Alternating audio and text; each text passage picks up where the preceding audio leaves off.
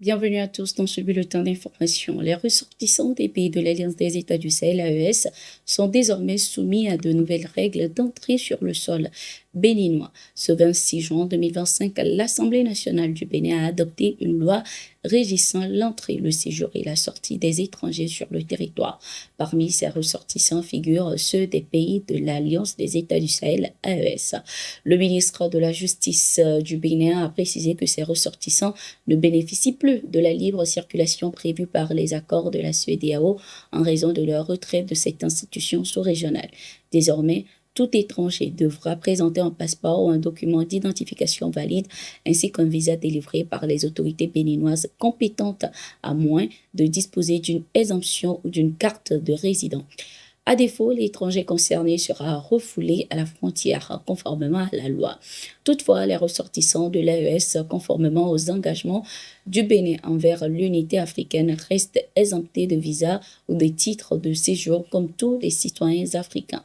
À l'inverse, les ressortissants de la CEDEAO conservent de leur côté le droit d'entrer, de circuler, de résider, de s'établir et de sortir librement sur le territoire des pays membres de l'AES dans le respect des tests nationaux en vigueur.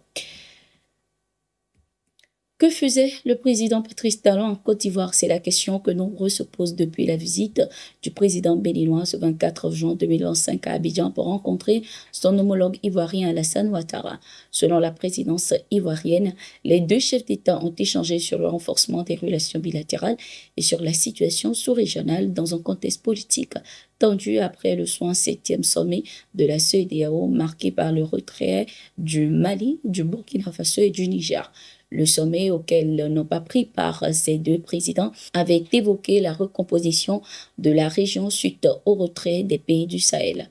La présence du président Patrice Talon à Abidjan après ce sommet pourrait donc s'interpréter comme une initiative de concertation ciblée avec un partenaire influent au sein de la CEDEAO. Les deux pays sont perçus par l'Alliance, rappelons-le, par l'Alliance des États du Sahel, AES, comme hostiles, accusés d'héberger des forces étrangères qui œuvrent pour la déstabilisation des pays sahéliens.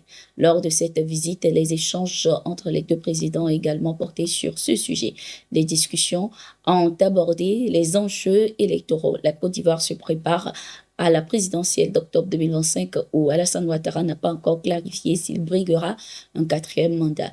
Il y a quelques jours, il a été choisi par son parti pour se présenter. Celui-ci a indiqué vouloir réfléchir. Au Bénin également, Patrice Talon, qui ne compte pas se représenter en 2026, doit désigner ses successeurs potentiels. Au-delà des tensions régionales, les deux pays affirment leur volonté de renforcer la coopération économique, sécuritaire et culturelle pour stabiliser une région en pleine recomposition.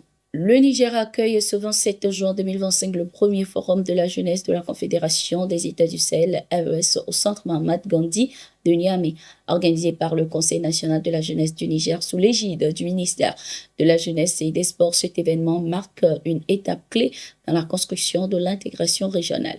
Au programme, mobilisation des jeunes du Burkina Faso, du Mali et du Niger autour des enjeux de souveraineté et de sécurité, participation des ministres de la jeunesse des pays membres, invitation étendue à des pays observateurs tels que le Tchad, le Togo et à l'Union panafricaine de la jeunesse. Le ministre nigérien Sidi Mohamed a souligné l'importance de ce forum pour la conquête de la souveraineté de l'espace sahélien. L'événement s'inscrit dans le processus d'opérationnalisation de l'AES, alliance stratégique regroupant depuis 2023 3 pays déterminés à affirmer leur autonomie collective.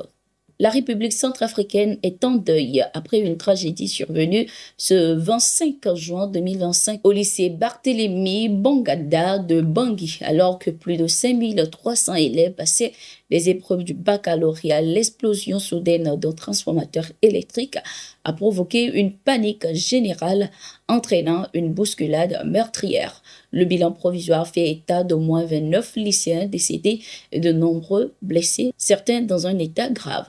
Face à cette catastrophe, le président Faustin Archange Touadéra, actuellement à Bruxelles, pour le sommet de l'Alliance du vaccin, a décrété 3 jours de deuil.